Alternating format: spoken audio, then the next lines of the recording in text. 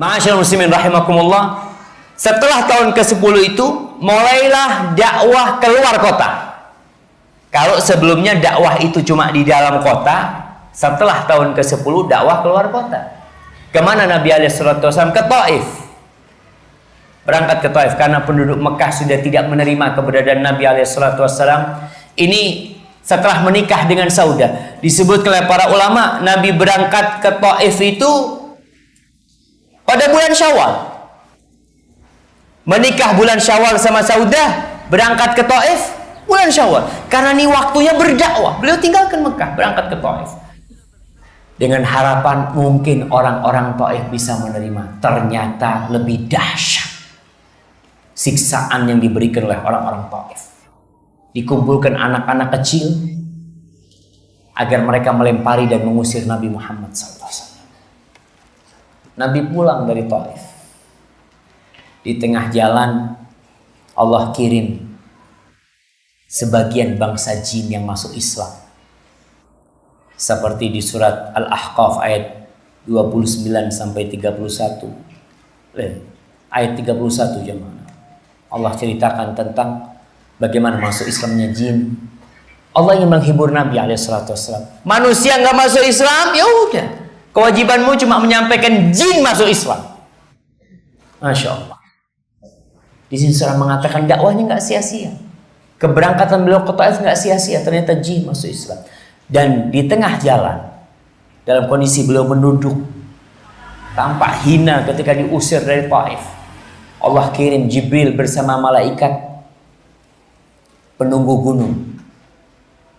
Malaikat itu mengatakan, Malakul Jabal, dia mengatakan, ya Muhammad in syi'ta an udbiq alaihimul akhsyabain.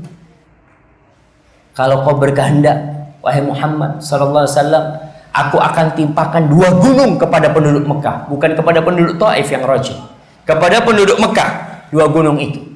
Karena yang menyebabkan keluarnya Nabi SAW dari Mekah ke Taif itu penduduk Mekah. Jadi kuncinya ini orang Mekah.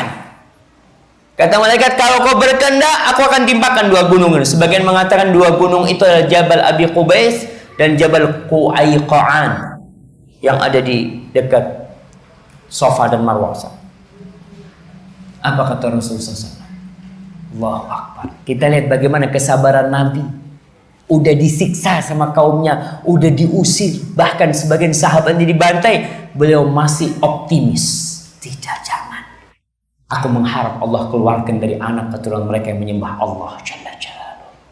Karena tujuannya ini bukan balas dendam lah. Jihad itu tujuannya bukan untuk menumpahkan darah lah, untuk menyampaikan agama Allah ini. Sehingga kalau agama Allah ini sampai tanpa pedang, itu yang diinginkan sebenarnya. Maka Rasulullah SAW tidak.